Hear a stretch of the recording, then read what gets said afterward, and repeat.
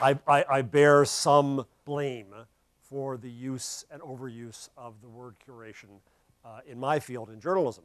I looked back on my blog, Buzz Machine, and I found that I started using it heavily in 2007. And it's been, we would all admit now that it is overused in our field. I want to try to go back to the roots of why we felt this need to grab on to this idea of curation. And it starts with what the internet has done to many fields, to music for one, of unbundling, of atomizing, of taking apart the collection that existed through an editor or a producer. And in this process of atomization, there's a need to remolecularize things. Editors today would pride themselves as curators who curate, if you're David Remnick at The New Yorker, you curate people and ideas and you bring them together. But we didn't think of ourselves that way. We thought of ourselves as gatekeepers, which I think is a terrible concept of what we do. It's the opposite of the generosity you talk about in opening up, but that's what our field was. We had a monopoly, we owned this stuff, you didn't, So come the internet, and things are thrown open. Suddenly now you can see that there are hundreds of articles about the same topic, and there's this need to say, okay, which one do I read? And the first response to this was aggregation.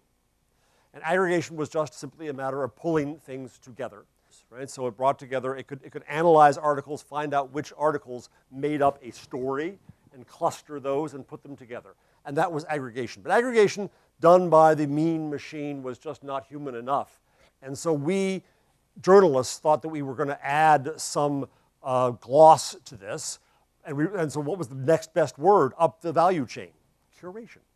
It meant that we brought judgment and value and taste and quality to this judgment. It wasn't just merely an algorithm saying these things are the same. It was somehow pulling them out and making them better. So in this remolecularization of news and of journalism and of content, what we see today is flows and pools of information. But those flows now occur without mediation, that is to say, without media. They occur on their own. The internet enables people to share what they know. 1 billion people now on Facebook are sharing shit all the time. And that goes on without the need for what we thought we were as gatekeepers in media, that we were the mediators. There's no need for us there. So we get down to a point where we get to an existential crisis in my business, because it is a business that's not a business anymore. That itself is an existential crisis. I had lunch some months ago with the former head of network news at one of the companies here in New York, who's a very nice man, but I'll make him sound mean because it's convenient for me.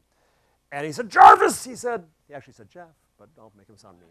He said, Jarvis, he said, Google and Facebook use our steel to make their cars. That is to say that they commoditize content and they make the higher value product out of that and they get all the money and it's not fair. And this executive said to me, Mark Zuckerberg doesn't respect content. And I thought about it for a moment, uncharacteristically. And then I responded that no, I think he was very wrong. That the problem here was that we content people think that content is only that which we make because we are content people. And if we don't make it, it's not content, thus it's junk.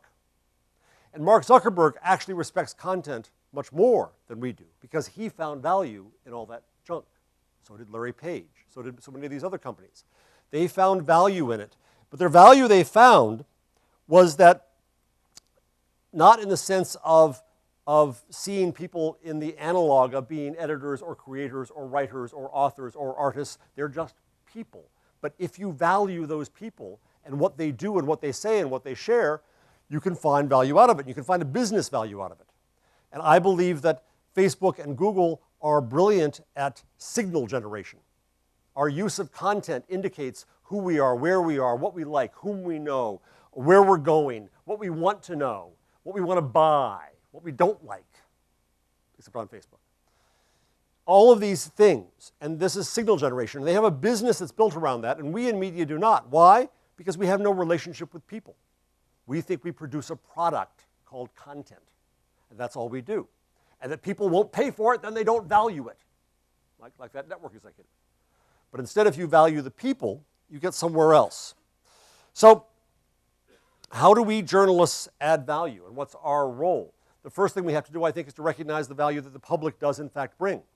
The public as creator, the public as curator, the public as intentional curator, of putting things together on Pinterest or whatever, but also the public as an emergent curator, that as the public goes through the tracks of the music that it listens to, that people listen to, that starts to curate. It starts to give you signals and indications about what's popular, what goes with what, who likes what, with what. That's all interesting kind of data that comes out that I believe is a string of curation. But if we can see that there are more ways than merely sitting down and typing out stories, we'll still write stories. God bless them. But if there are more ways to add value to this flow and to this pool of information of what communities know and what they want to know and need to know, then we'll have a role in a long future. Thank you very much. Thank you, Jeff. That was great. Thank you.